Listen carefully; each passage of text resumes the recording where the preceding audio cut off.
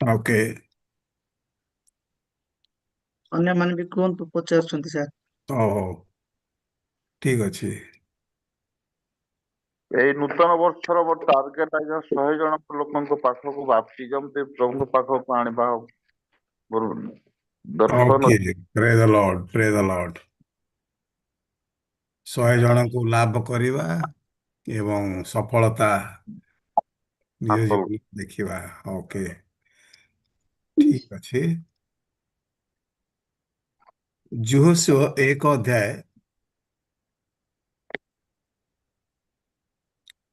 8 ଏବଂ 9 ପଦଟା ଦେଖନ୍ତୁ, ସେଇଠୁ ଆରମ୍ଭ କରିବା। ଯହୋଶୁଆ 1, 8 ଏବଂ 9।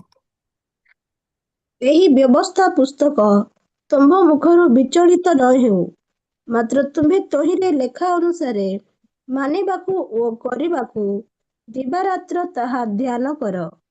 ତାହା ଆମେନ୍। କଲେ ତୁମ୍ଭେ ଆପଣା ପଥ ସଫଳ କରିବ ଓ ତୁମ୍ଭେ କୁଶଳ ପ୍ରାପ୍ତ ହେବ। ହୁଁ, ଆମ୍ଭେ ତୁମକୁ ଆଜ୍ଞା ଦେଇ ନାହୁଁ, ବଳବାନ ହୁଅ ଓ ସାହସିକ ହୁଅ, ତ୍ରାସଯୁକ୍ତ ହୁଅ ନାହିଁ କି ହତାଶ ହୁଅ ନାହିଁ, କାରଣ ତୁମ୍ଭେ ଯେଉଁଆଡ଼େ ଯିବ, ସଦାପ୍ରଭୁ ତୁମ ପରମେଶ୍ୱର ତୁମ୍ଭର ସଙ୍ଗୀ ହେବେ। ଓକେ, ଆମେନ୍। ତେବେ ସଫଳତା ଆଉ କୁଶଳତା ଆସିବ କୋଉଠୁ ଆସିବ?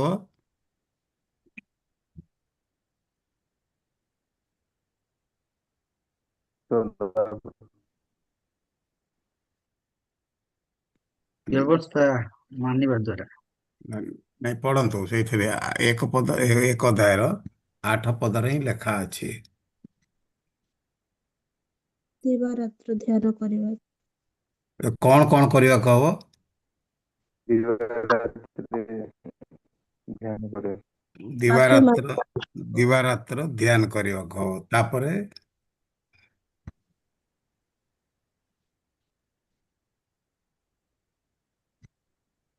ହୁଁ, ଆଉ ଥରେ ପଢନ୍ତୁ, ଭଉଣୀ, ଆଉ ଥରେ ପଢନ୍ତୁ। ଏହି ବ୍ୟବସ୍ଥା ପୁସ୍ତକ ହୁଁ ତୁମ୍ଭ ମୁଖ ବିଚଳିତ ନ ହେଉ, ହୁଁ ମାତ୍ର ତୁମ୍ଭେ ତହିଁରେ ଲେଖା ଅନୁସାରେ ହୁଁ। ମାନିବାକୁ ଓ କରିବାକୁ ଦିବାରାତ୍ର ତାହା ଧ୍ୟାନ କର। ଓକେ, ତାହା କଣ କରିବାକୁ ଧ୍ୟାନ କରିବାକୁ ହବ? ମାନିବାକୁ ମାନିବାକୁ, କରିବାକୁ। ମାନିବାକୁ ମାନିବାକୁ ଓ କରିବାକୁ। ମାନିବାକୁ ଓ କରିବାକୁ ଦିବାରାତ୍ର ଧ୍ୟାନ କରିବାକୁ ହବ। ତାମାନେ ଯେତେଟା କର୍ମ ସେଇଠୁ ବାହାରିବ, ସେଇ କର୍ମ ଗୁଡ଼ିକକୁ ଆମକୁ ପ୍ରକାଶ କରିବାକୁ ହବ। ଓକେ, ତାପରେ କଣ ଲେଖା ଅଛି? ମାନିବାକୁ, କରିବାକୁ, ତାପରେ କଣ? ତାହା କଲେ ତୁମ୍ଭେ ଆପଣା ପଥ ସଫଳ କରିବ ହୁଁ, ଓ ତୁମ୍ଭେ କୁଶଳ ପ୍ରାପ୍ତ ହେବ। କୁଶଳ ପ୍ରାପ୍ତ ହବ। ତେବେ କୁଶଳ ପ୍ରାପ୍ତ ହେବାର ବା ଫଳପ୍ରଦ ହେବାର ସଫଳତାର ପ୍ରଣାଳୀଟା କଣ? ତାଙ୍କ ବାକ୍ୟ ମାନିବାଟା ଆଉ କରିବା। ହୁଁ, ହୁଁ। ତାଙ୍କର ବାକ୍ୟ ଆମମାନଙ୍କୁ ବାକ୍ୟର ଲିଖିତ ବାକ୍ୟ ଅନୁସାରେ ଆମମାନଙ୍କୁ ଜୀବନ ଯାପନ କରିବାକୁ ହବ ଏବଂ ବିଶ୍ୱାସ କରିବାକୁ ହବ। Okay, okay. ଏବ୍ରିୟ 4 ଅଧ୍ୟାୟ 4 ପଦ। ଏବ୍ରିୟ 4 ଅଧ୍ୟାୟ 4 ପଦ।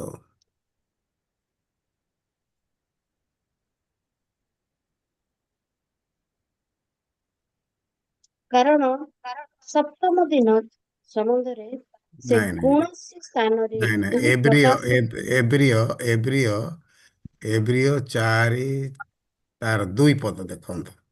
ଆଜ୍ଞା, କାରଣ ସେମାନଙ୍କ ନିକଟରେ ଯେପରି ଆମ ନିକଟରେ ମଧ୍ୟ ସେହିପରି ସୁସମାଚାର ପ୍ରଚାରିତ ହୋଇଅଛି, କିନ୍ତୁ ଶ୍ରୋତାମାନେ ବିଶ୍ୱାସ ଦ୍ୱାରା ଶ୍ରୁତ ବାକ୍ୟ ନିଜସ୍ୱ ନ କରିବାରୁ ତାହା ସେମାନଙ୍କ ପକ୍ଷରେ ଲାଭଜନକ ହେଲା ନାହିଁ। ହୁଁ ହୁଁ ହୁଁ। ଲାଭଜନକ କିଛି ହେଲା ନାହିଁ। କାରଣ କଣ?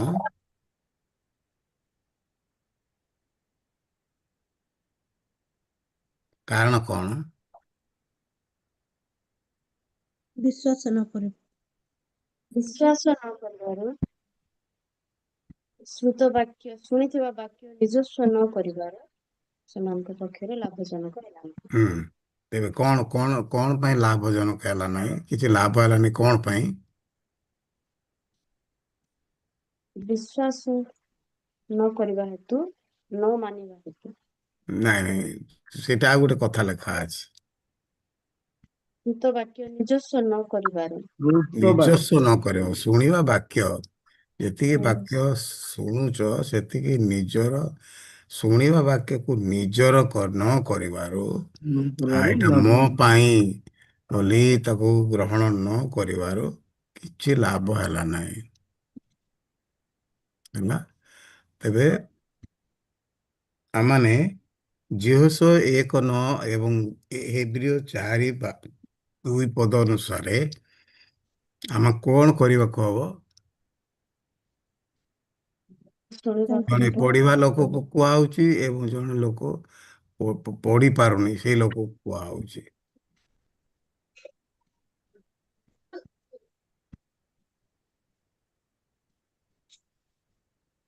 ଜଣେ ଶିକ୍ଷିତ ଲୋକକୁ କୁହାହଉଛି ଆଉ ଜଣେ ଅଶିକ୍ଷିତ ଲୋକକୁ କୁହାହଉଛି। କ'ଣ କରିବାକୁ ହବ?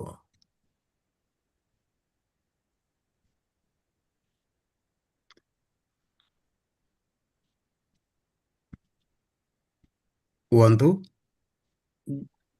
ଜଣେ ପଢିବ, ଆମର ଯୋଉମାନେ ପଢି ନାହାନ୍ତି ସେମାନେ ଶୁଣିବ, ହୁଁ। ସେ ତାକୁ ମାନିବ, ନିଜସ୍ୱ କରିବ। ହୁଁ।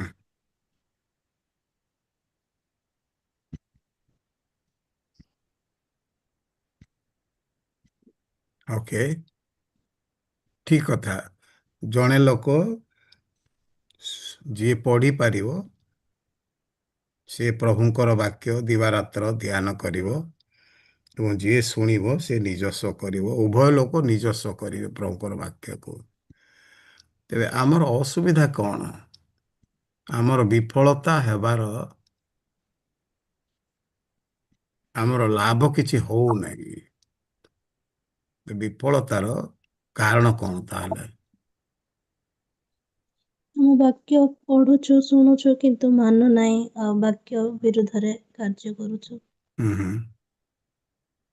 ସେଇ ଅନୁସାରେ ଆମକୁ ଜୀବନ ଯାପନ କରିବାକୁ ଆମେ ସହଜ ବୋଧ କରୁନାହୁଁ। ଆଚ୍ଛା, ଶୁଣୁଛୁ ତାହେଲେ କ'ଣ ପାଇଁ? ଆମେ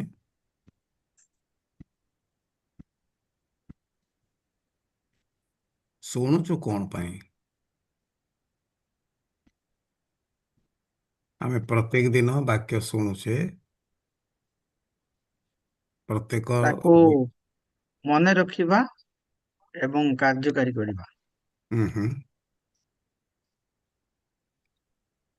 ସେଇଟା ଆମର ଲାଭଜନକ ହଉନାହିଁ। ତାର କାହାର ଲାଭ ହଉଛି ସେଇଟା?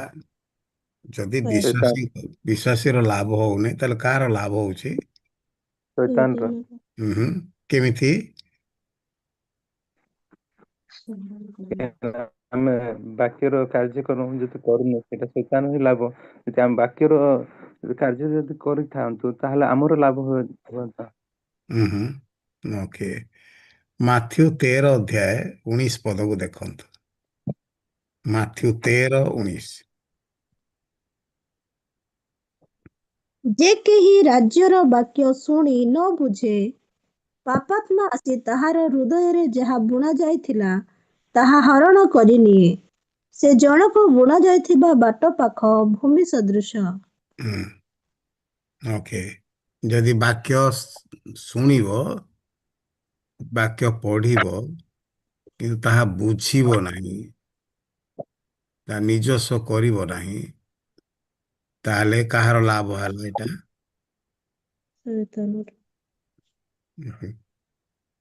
ଶୈତାନର।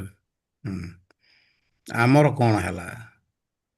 ଯିଏ ପଢୁଛି, ଯିଏ ଶୁଣୁଛି, ସେଇ ଲୋକର କ'ଣ ହେଲା?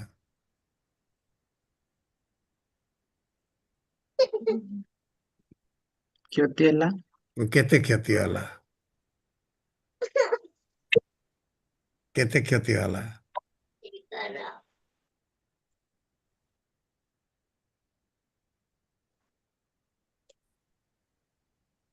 ସାର୍ ଅନମ୍ୟୁଟ୍ ହେଇଗଲା ଆପଣଙ୍କର ମ୍ୟୁଟ୍।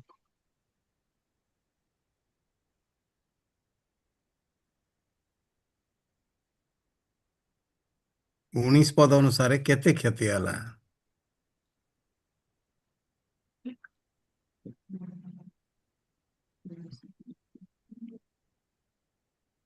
ଲେଖା ହେଇଛି ଯେ କେହି ରାଜ୍ୟର ବାକ୍ୟ ଶୁଣି ନ ବୁଝେ ପାପାତ୍ମା ଆସି ତାହା ପାପାତ୍ମା ହୃଦୟରେ ଆସି ତା ହୃଦୟରେ ଯାହା ବୁଣା ଯାଇଥିଲା, ତା ମାନେ ଆଗରୁ ଯେତିକି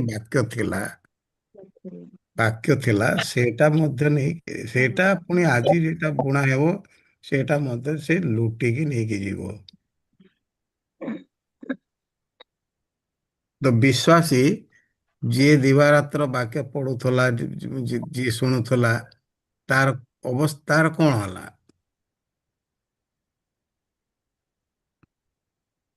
ଯାହା ଥିଲା ହୁଁ, ତାହା ମଧ୍ୟ ତା ଠାରୁ ଚାଲିଗଲା, ଚାଲିଗଲା। ତାହେଲେ କଣ ହେଲା ତାର? କ୍ଷତି ହେଲା, କେତେ କ୍ଷତି ହେଲା? ପୁରା ସମ୍ପୂର୍ଣ୍ଣ କ୍ଷତି ହେଲା। ତାର ତାର କଣ ହେଲା? କଣ କ୍ଷତି ହେଲା? କଣ ସେ ଯିବ କୁଆଡେ?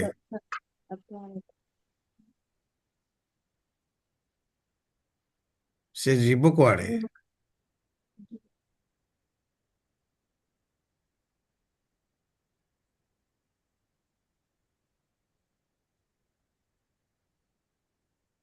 ସେ ପ୍ରଭୁଙ୍କ ପାଖକୁ ଯିବ କି?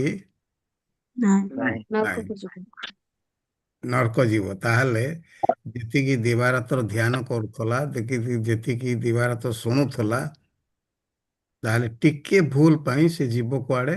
ନରକକୁ ଯିବ। ତାହେଲେ ଏଇ କ୍ଷତିଟା ସେ ନ ବୁଝିକି ପ୍ରଭୁଙ୍କର ବାକ୍ୟ ଧ୍ୟାନ ଯଦି କରିବ ତାହେଲେ କଣ ହବ? ସ୍ୱର୍ଗରାଜ। ସ୍ୱର୍ଗରାଜ ହରେଇବ ନା ସିଏ?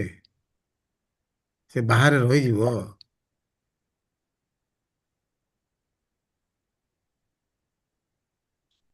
ଏଇ କ୍ଷତିଟା ସେ ଦେଖିବା ଉଚିତ। ମାଥ୍ୟୁ 7:21 ତାକୁ ପଢନ୍ତୁ। ମାଥ୍ୟୁ 7:21।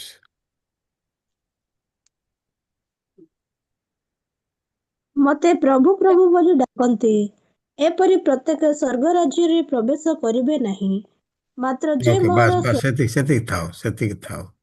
ଆଉ ଥରେ ପଢନ୍ତୁ। ମତେ ପ୍ରଭୁ ପ୍ରଭୁ ବୋଲି ଡାକନ୍ତି, ଏପରି ପ୍ରତ୍ୟେକ ସ୍ୱର୍ଗ ରାଜ୍ୟରେ ପ୍ରବେଶ କରିବେ ନାହିଁ, ମାତ୍ର ଯେ ମୋହର ସ୍ୱର୍ଗସ୍ଥ ନାଇଁ, ପିତାଙ୍କ ଯେ ପ୍ରବେଶ କରିବେ ନାହିଁ, ତାର ଅର୍ଥ କଣ ହେଲା? ସ୍ୱର୍ଗକୁ ଯିବେ ନାହିଁ। ସ୍ୱର୍ଗକୁ ଯିବେ ନାହିଁ, କିନ୍ତୁ କରୁଥିଲେ କଣ? ପ୍ରଭୁ ପ୍ରଭୁ ବୋଲି ଡାକୁଥିଲେ, ଡାକୁଥିଲେ। ଡାକୁଥିଲେ। ଏମାନେ ପ୍ରଭୁଙ୍କ ବାକ୍ୟ ମାଠିଆ କରି ଶୁଣୁଥିଲେ, ପ୍ରଭୁଙ୍କ ବାକ୍ୟ ପଢୁଥିଲେ, ପ୍ରଭୁଙ୍କ ବାକ୍ୟ ସବୁ ଧ୍ୟାନ କରୁଥିଲେ, କିନ୍ତୁ ସେମାନେ ପ୍ରଭୁ ସ୍ୱର୍ଗ ରାଜ୍ୟକୁ ଯାଇପାରୁନାହାନ୍ତି। ତାହେଲେ ଏମାନଙ୍କୁ ଏଇଟା ଆତ୍ମା ସତର୍କ ହବା ଉଚିତ ନା ଉଚିତ ନୁହେଁ? ପ୍ରଭୁଙ୍କ ବାକ୍ୟ ଉଚିତ ବୁଝିବା ଉଚିତ ନା ଉଚିତ ନୁହେଁ? ଉଚିତ ଉଚିତ। ଉଚିତ। ଓକେ। ତାହେଲେ କ୍ଷତି ହେଲା କଣ? କ୍ଷତି କଣ ହେଲା? କେତେ କ୍ଷତି ହବ?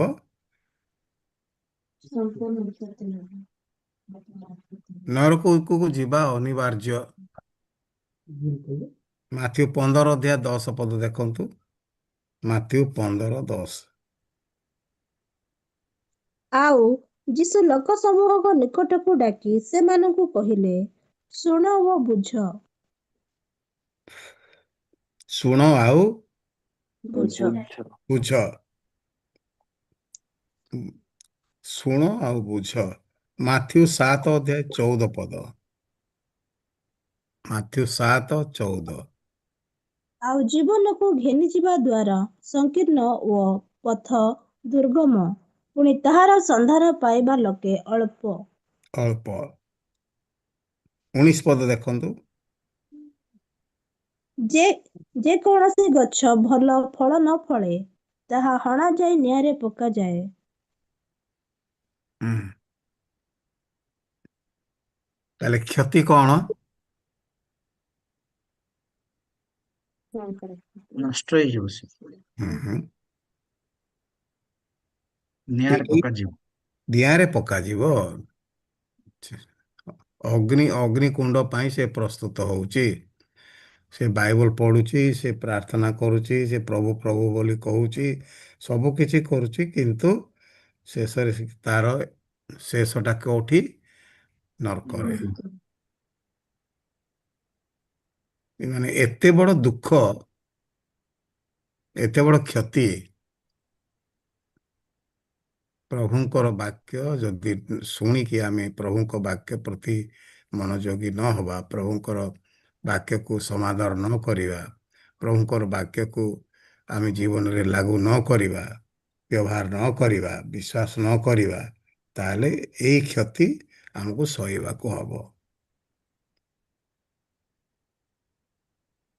କିନ୍ତୁ ପ୍ରଭୁ ସେଇଟା ଚାହୁଁଛନ୍ତି କି ନା, ଆମେ ସମସ୍ତେ ନରକକୁ ଯାଉ ବୋଲି ପ୍ରଭୁ ଚାହୁଁଛନ୍ତି କି? ନାଇଁ, ପ୍ରଭୁ ଚାହୁଁନାହାନ୍ତି। ପ୍ରଭୁ କ'ଣ ଚାହୁଁଛନ୍ତି? ସମସ୍ତେ ସ୍ୱର୍ଗକୁ ଆସନ୍ତୁ। ତାଙ୍କ ସହିତରେ ଆମେ ତାଙ୍କ ସହିତରେ ବାସ କରିବା, ଏଇଟା ପ୍ରଭୁ ଚାହୁଁଛନ୍ତି। ସେଥିପାଇଁ ଆମକୁ ସେଇ ଅନୁସାରେ ସେ ନିର୍ମାଣ କରିଛନ୍ତି, ସେଥିପାଇଁ ସେ ଆମକୁ ବିଶ୍ୱାସ ଦେଇଛନ୍ତି, ସେଥିପାଇଁ ପବିତ୍ର ଆତ୍ମା ଦେଇଛନ୍ତି, ସେଥିପାଇଁ ବାକ୍ୟ ଦେଇଛନ୍ତି, ସେଥିପାଇଁ ଶିକ୍ଷକ ମାନଙ୍କୁ ଦେଇଛନ୍ତି, ସେଥିପାଇଁ ପ୍ରଚାରକ ମାନଙ୍କୁ ଦେଇଛନ୍ତି, ସେଥିପାଇଁ ମଣ୍ଡଳୀ ଦେଇଛନ୍ତି, ସେଥିପାଇଁ ବାଇବଲ ଦେଇଛନ୍ତି, ଲିଖିତ ବାଇବଲ ଦେଇଛନ୍ତି। ତେବେ ଏତେ ସବୁ ହେବା ସତ୍ତ୍ୱେ ମଧ୍ୟ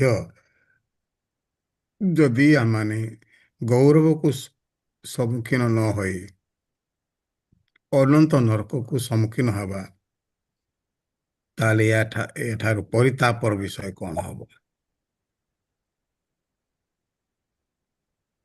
ଫଳ ଫଳିବାକୁ ହବ। ତେବେ ଫଳ ଫଳିବି କ'ଣ? ମୁଁ ଫଳ ତ ନିଜ ଠାରୁ ଫଳିବି ନାହିଁ ନା। ପ୍ରଭୁ ତାଙ୍କର ଶକ୍ତିରେ, ତାଙ୍କ ଅନୁଗ୍ରହରେ, ତାଙ୍କ ସ୍ୱଭାବରେ ମୋତେ ପୂର୍ଣ୍ଣ ହେବାକୁ ହବ, ତେବେ ଯାଇ ମୁଁ ଫଳ ଫଳିବି। ତ ପ୍ରଭୁ ମୋ ଜୀବନରେ ଫଳ ଆଶା କରୁଛନ୍ତି। ତ କୋଉ ଫଳ? ଆତ୍ମାଙ୍କ ଫଳ ସେ ଆଶା କରୁଛନ୍ତି। ଏବଂ ମୁଁ ଯେପରି ଅନେକଙ୍କୁ ପ୍ରଭୁଙ୍କ ନିକଟକୁ ଲାଭ କରିପାରେ। ତେବେ ନିଜ ଜୀବନରେ ଫଳ ଫଳିବାକୁ ହବ। ଜହନ 15:2। ଜହନ 15:2। ମୋ ଠାରେ ଥିବା ଯେକୌଣସି ଶାଖା ଫଳ ନ ଫଳେ ତାହା ସେ କାଟି ପକାନ୍ତି, ଆଉ ଯେକୌଣସି ଶାଖା ଫଳ ଫଳେ ଅଧିକ ଫଳ ଫଳିବା ନିମନ୍ତେ ସେ ତାହା ପରିଷ୍କାର କରନ୍ତି। ପ୍ରଭୁଙ୍କୁ ଡାଳ, ପତ୍ର, ଫୁଲ ଏଗୁଡ଼ାକ ଦରକାର କି? ନାହିଁ, କ'ଣ ଦରକାର? ଫଳ ଦରକାର, ଫଳ ଦରକାର। ଫଳ କେତେ ଫଳ ଦରକାର? ପ୍ରଚୁର ଫଳ, ପ୍ରଚୁର ଫଳ। ପ୍ରଚୁର ଫଳ ଆରମ୍ଭ ହବ କୋଉଠୁ? ଗଛରୁ। ନାଇଁ ନାଇଁ, ପ୍ରଚୁର ଫଳ ଆରମ୍ଭ ହବ କୋଉଥିରେ? ଆତ୍ମା। ପ୍ରଚୁରଟା ଆରମ୍ଭ ହବ କୋଉଥିରେ?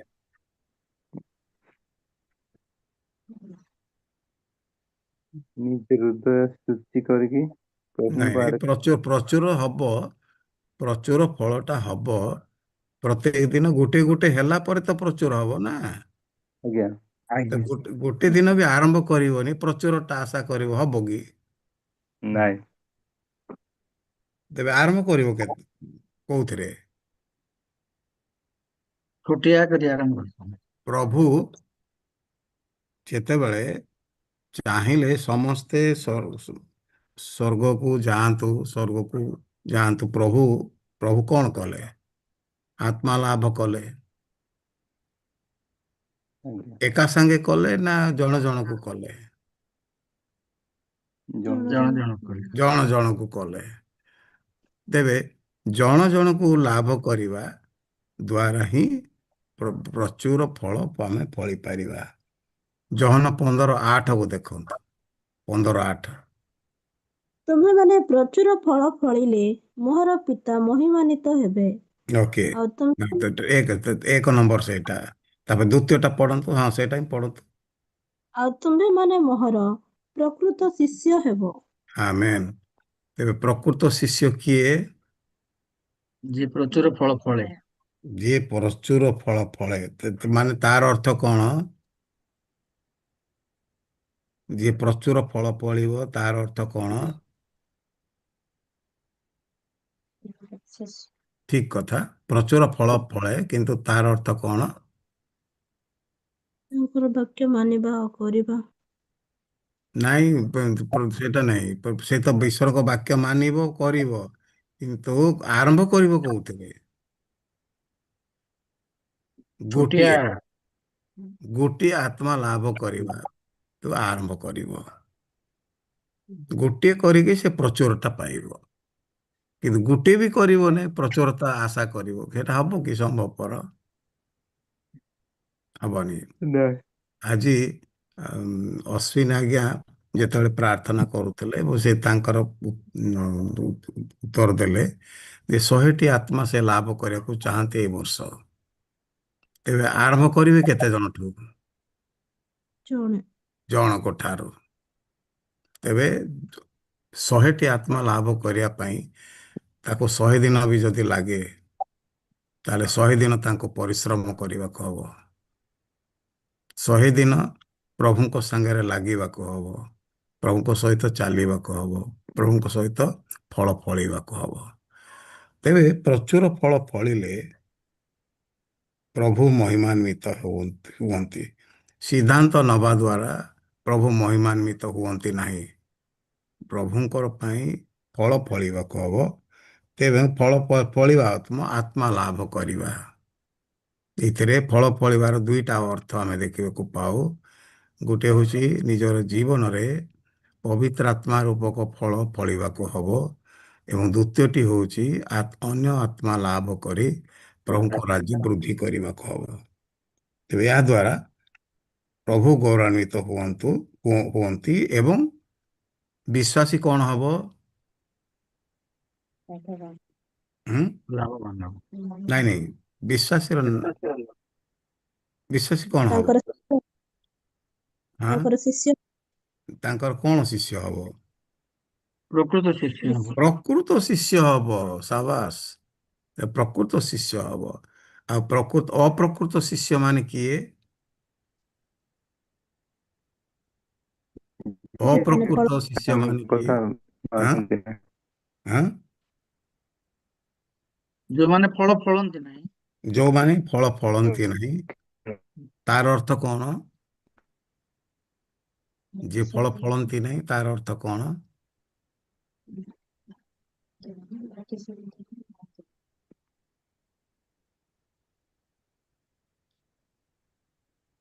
ଆତ୍ମା ଲାଭ ନ କରିବାଟା। ଇଏ ଖାଲି ଢାଳ ହେଇକି ରହିବ, ଇଏ ଫଳ ଫଳିବନି। ଇଏ ଡାଳ ହେଇକି ଗଛ ସାଙ୍ଗରେ ରହିଥିବ। ତେବେ ଡାଳ ସାଙ୍ଗରେ, ଗଛ ସାଙ୍ଗରେ ଡାଳ ହେଇକି ରହିଲେ ପ୍ରଭୁ ଖୁସି ହେବେ ନା ସେଇ ଡାଳରେ ପ୍ରଚୁର ଫଳ ଫଳିଲେ ପ୍ରଭୁ ଖୁସି ହେବେ? ପ୍ରଚୁର ଫଳ ଫଳ ଫଳେଇଲେ ଫଳ। ପ୍ରଭୁ ଖୁସି। ପ୍ରଭୁ ଖୁସି ହେବେ। ତେବେ ବର୍ତ୍ତମାନ ମୋର ଅବସ୍ଥା କଣ? ମୁଁ ଡାଳ ନା ଫଳ ଫଳିବା ଲୋକ? ଫଳ ଫଳିବା। ଫଳ ଫଳିବା ଲୋକ। ଓକେ, ଯଦି ଫଳ ଫଳୁଛନ୍ତି ତାହେଲେ ଆତ୍ମା ବୃଦ୍ଧି ହଉଛନ୍ତି, ମଣ୍ଡଳୀ ବୃଦ୍ଧି ହଉଛି, ନୁହେଁ କି? ଆଜ୍ଞା। ତେବେ ଏଠି ଗୁଣବତ୍ତା ବୃଦ୍ଧି ପାଉଛି, ଅର୍ଥ ଖ୍ରୀଷ୍ଟୀୟ ଜୀବନର ଗୁଣବତ୍ତା ବୃଦ୍ଧି ପାଉଛି ଏବଂ ଖ୍ରୀଷ୍ଟୀୟ ଜୀବନର ପରିମାଣ ମଧ୍ୟ ବୃଦ୍ଧି ପାଉଛି। ଗୁଣବତ୍ତା ବୃଦ୍ଧି ପାଉଛି ଏବଂ ପରିଣାମ ମଧ୍ୟ ବୃଦ୍ଧି ପାଉଛି। ଉଭୟ ବୃଦ୍ଧିଟା ନିଶ୍ଚୟ ଦରକାର। ଏବଂ ଏଥିପାଇଁ ଆମେ ପ୍ରକୃତ ଶିଷ୍ୟ ହେବା ପାଇଁ ହେଲେ ମୁଁ କଣ କରିବି?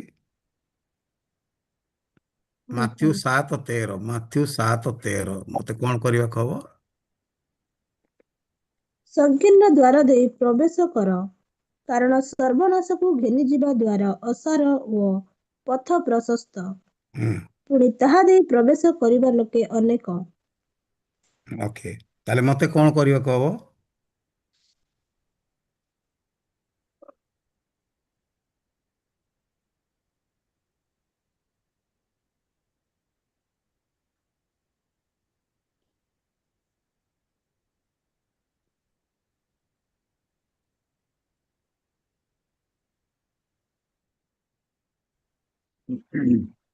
ମାଥ୍ୟୁ 7:13 ଅନୁସାରେ ମତେ କଣ ମନୋନୀତ କରିବାକୁ ହବ?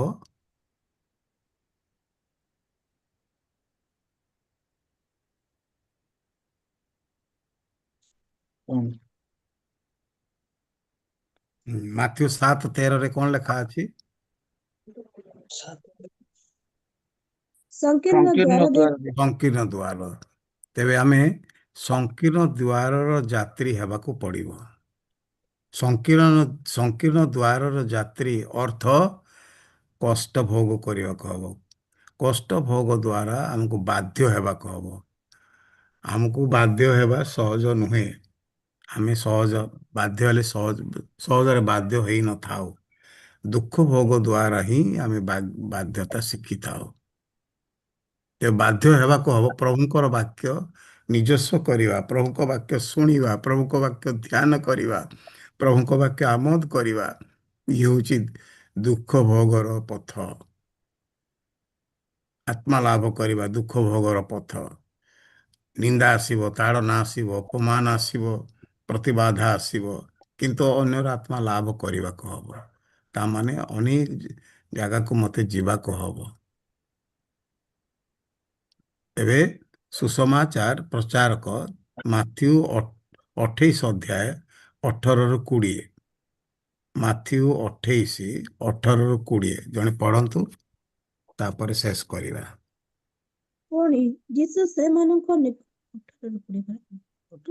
ସେମାନଙ୍କ ନିକଟକୁ ଆସି ଆଳାପ କରି କହିଲେ, ସ୍ୱର୍ଗ ଓ ପୃଥିବୀର ସମସ୍ତ ଅଧିକାର ମୋତେ ପ୍ରଦତ୍ତ ହୋଇଅଛି। ଅତଏବ ତୁମ୍ଭେମାନେ ଯାଇ ସମସ୍ତ ଜାତିର ଲୋକଙ୍କୁ ପିତା, ପୁତ୍ର ଓ ପବିତ୍ର ଆତ୍ମାଙ୍କ ନାମରେ ବାପ୍ତିସ୍ମ ଦେଇ ମୁଁ ତୁମ୍ଭମାନଙ୍କୁ ଯେଉଁ ଯେଉଁ ଆଜ୍ଞା ଦେଇଅଛି ସେସବୁ ପାଳନ କରିବାକୁ ଶିକ୍ଷା ଦେଇ ସେମାନଙ୍କୁ ଶିଷ୍ୟ କର। ଆଉ ଦେଖ, ଯୁଗାନ୍ତ ପର୍ଯ୍ୟନ୍ତ ସଦାସର୍ବଦା ମୁଁ ତୁମ୍ଭମାନଙ୍କ ସଙ୍ଗେ ସଙ୍ଗେ ଅଛି। ଏବେ ଜହନ 15:8ରେ ମୁଁ କଣ ହେଲି?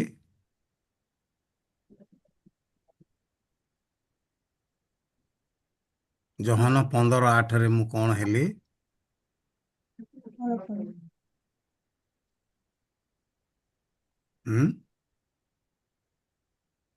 ପ୍ରକୃତ ଶିଷ୍ୟ ହେଲି। ପ୍ରକୃତ ଶିଷ୍ୟ ହେଲି। ପ୍ରକୃତ ଶିଷ୍ୟ ହେବାର ମାଧ୍ୟମଟା କଣ? ଫଳ ଫଳିବା। ପ୍ରଚୁର ଫଳ ଫଳ। ହଁ, ପ୍ରଚୁର ଫଳ ଫଳିବା ପାଇଁ ମତେ କଣ ହେବାକୁ ପଡ଼ିଲା?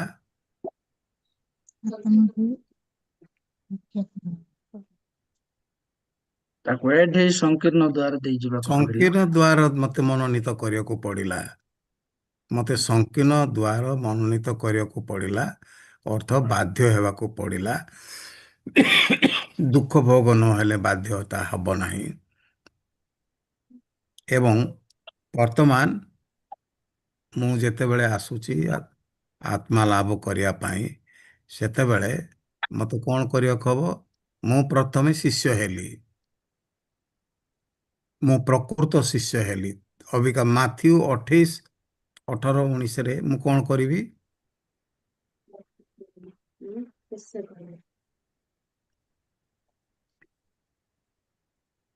ଶିକ୍ଷା ଦେଇ ହୁଁ।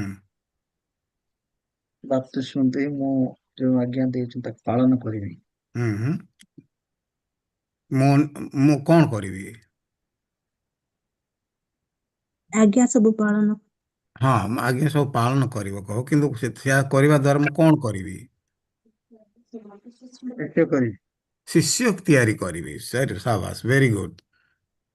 ମାଥ୍ୟୁ ଆମେ ଦେଖିଲୁ ଜହନ 15:8ରେ ମୁଁ ପ୍ରକୃତ ଶିଷ୍ୟ ହେଲି, ଏବଂ ମାଥ୍ୟୁ 28:18-19ରେ ମୁଁ ଅନ୍ୟମାନଙ୍କୁ ଶିଷ୍ୟ କରୁଛି। ମୁଁ ନିଜେ ଶିଷ୍ୟ ହଉଛି ଏବଂ ଅନ୍ୟମାନଙ୍କୁ ଶିଷ୍ୟ କରୁଛି। ଏହା ଦାୟିତ୍ୱ ତୁଲାଇବା ଦ୍ୱାରା ଏ ସଂକୀର୍ଣ୍ଣ ରାସ୍ତା ମନୋନୀତ କରିବା ଦ୍ୱାରା ଏହା ସମ୍ଭବପର ହେଉଛି। ତେଣୁ ସଂକୀର୍ଣ୍ଣ ରାସ୍ତା ନ ଆପଣାଇଲେ ଅନ୍ୟମାନେ ପ୍ରଭୁଙ୍କ ରାଜ୍ୟକୁ ଆସିପାରିବେ ନାହିଁ। ତେବେ ମୁଁ ପ୍ରଚୁର ଫଳ ନ ଫଳିଲେ ମୁଁ ଶିଷ୍ୟ ହେବି ନାହିଁ ଏବଂ ଅନ୍ୟମାନେ ଶିଷ୍ୟ ନହେଲେ ଈଶ୍ୱରଙ୍କ ରାଜ୍ୟ ବୃଦ୍ଧି ପାଇବ ନାହିଁ କିମ୍ବା ମୁଁ ପ୍ରକୃତ ଶିଷ୍ୟ ହେବି ନାହିଁ। ପ୍ରକୃତ ଶିଷ୍ୟ ହେବା ପାଇଁ ହେଲେ ମୋତେ ପ୍ରକୃତ ଶିଷ୍ୟ ହେବାକୁ ହବ ଏବଂ ଅନ୍ୟକୁ ଶିଷ୍ୟ ତିଆରି କରିବାକୁ। ବୁଝିଲେ? ଆଜ୍ଞା ସାର୍, ସାରାଂଶଟା ବୁଝିଲେ ନା ବୁଝିଲେନି? ବୁଝିଲେ। Okay, good. ରିପିଟ୍ କରନ୍ତୁ କ'ଣ ବୁଝିଲେ। ଯାହା ବୁଝିଲେ ରିପିଟ୍ କରନ୍ତୁ, ତାପରେ ପ୍ରାର୍ଥନା କରିବା। ପ୍ରକୃତ ଶିଷ୍ୟ ହେବା ପାଇଁ ସଂକୀର୍ଣ୍ଣ ଦ୍ୱାର ଦେଇ ଯିବାକୁ ପଡିଥାଏ, ହୁଁ। ଆଉ ଅନ୍ୟ ଶିଷ୍ୟମାନଙ୍କୁ ନିଜର ସଂକୀର୍ଣ୍ଣ କରିବାକୁ ଦ୍ୱାର ମାନେ କ'ଣ? ଦୁଃଖ ଥାଉ। ହୁଁ। ଦୁଃଖ କ'ଣ? ନିନ୍ଦା ତାଡ଼ନା ନାଇଁ ଆମମାନେ ଜିହୋଶୁଆ 1:7-8ରେ କ'ଣ ଦେଖିଲ ସବୁ, ଏବଂ ଏବ୍ରିୟ 4:2ରେ ଆମେ କ'ଣ ଦେଖିଲୁ?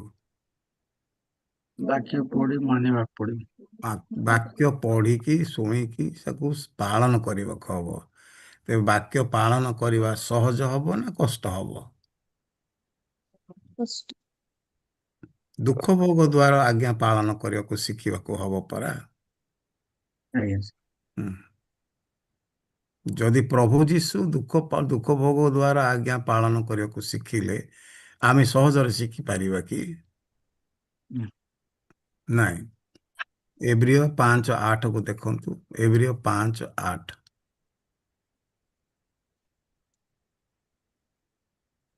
କାରଣ ଯଦି ଜିହୋଶୁଆ ସେମାନଙ୍କୁ ବିଶ୍ରାମ ଦେଇଥାନ୍ତେ, ତେବେ ସେ ପରେ ଅନ୍ୟ ଦିନର କଥା କହିନଥାନ୍ତେ।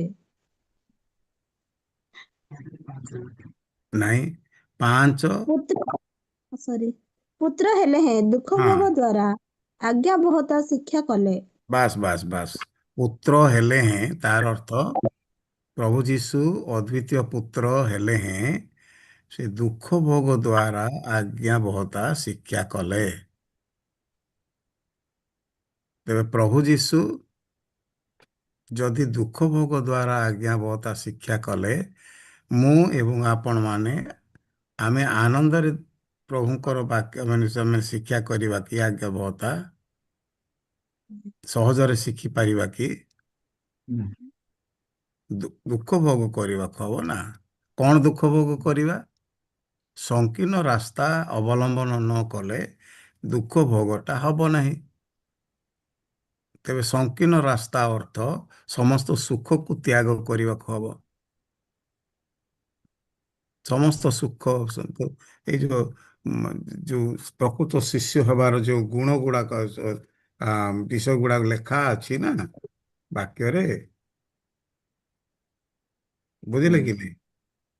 ପ୍ରଭୁଙ୍କର ବାକ୍ୟରେ ଯେ ଲେଖା ଅଛି, ଆପଣ ପଢିବେ, ଅବିକା ନୁହେଁ, ମାଥ୍ୟୁ 8:18-22 ଏବଂ ଲୁକ 9:57-62। ଏଇଟା ହଉଛି ପ୍ରଭୁଙ୍କ ଶିଷ୍ୟ ହେବାର ଯୋଗ୍ୟତା ଗୁଡାକ ଲେଖା ଅଛି। ଦୁଃଖ ଭୋଗ କ'ଣ ସେଇଠି ବୁଝିପାରିବେ। ମାଥ୍ୟୁ 8:18-22, ଲୁକ 9:57-62 ଯୀଶୁଙ୍କ ଶିଷ୍ୟ ହେବାର ଯୋଗ୍ୟତା। ତେବେ ଆମମାନେ ଶିଷ୍ୟ ହବା କେମିତି? କ'ଣ ମନୋନୀତ କରିବା ଦ୍ୱାରା? ସଂକୀର୍ଣ୍ଣ ପଥ। ସଂକୀର୍ଣ୍ଣ ପଥ ଅର୍ଥାତ୍ ଦୁଃଖ କଷ୍ଟକୁ ସବୁ ତ୍ୟାଗ କରିବାକୁ ହବ। ସଂକୀର୍ଣ୍ଣ ପଥରେ ମରିବାକୁ ହବ।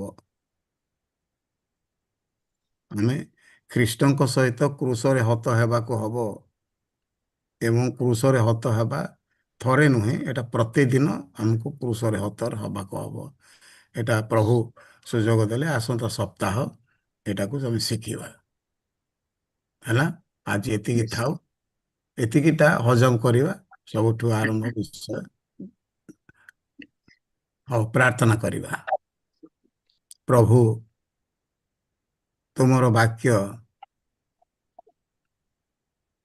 ହାଲେଲୁୟା, ଶୁଣିବାକୁ, ହାଲେଲୁୟା। ପଢ଼ିବାକୁ, ଜାଣିବାକୁ କେତେ ଭଲ ଲାଗେ, କିନ୍ତୁ ପାଳନ କରିବା ପାଇଁ ଅତି କଷ୍ଟ। ତେଣୁ ତୁମେ ତୁମର ଶିଷ୍ୟ ହେବା ପାଇଁ ହେଲେ ଆମମାନଙ୍କୁ ସଂକୀର୍ଣ୍ଣ ବାଟ ମନୋନୀତ କରିବାକୁ ଶିଖାଉଛ। ସଂକୀର୍ଣ୍ଣ ବାଟ ଅର୍ଥ ସମସ୍ତ ଦୁଃଖକୁ ସ୍ୱୀକାର କରିବା। ପ୍ରଭୁ, ପ୍ରାର୍ଥନା କରୁଛୁ, ଦୁଃଖ ଭୋଗ କରି ଆମେ କେହି ଚାହୁଁନୁ। ତୁମର ରାଜ୍ୟ ପାଇଁ ନିନ୍ଦା, ତାଡ଼ନା, ଅପମାନ ପାଇବା ପାଇଁ କେହି ଚାହୁଁନୁ। କିନ୍ତୁ ତୁମେ ସାହାଯ୍ୟ କର, ଯେପରି ଆମେ ଫଳବାନ ହବା, ଆମେ ନିଜେ ପ୍ରକୃତ ଶିଷ୍ୟ ହବା ଏବଂ ଏହା ଦ୍ୱାରା ଯେଉଁମାନେ ଶିଷ୍ୟ ହେଇନାହାନ୍ତି ସେମାନଙ୍କୁ ଶିଷ୍ୟ କରିବା ପାଇଁ ଉଦ୍ୟମ କରିବା। ପ୍ରଭୁ, ଏଇ ଦୁଇଟି କଥା ତୁମେ ଆମମାନଙ୍କୁ ଶିଖାଇଲ ବୋଲି ଧନ୍ୟବାଦ।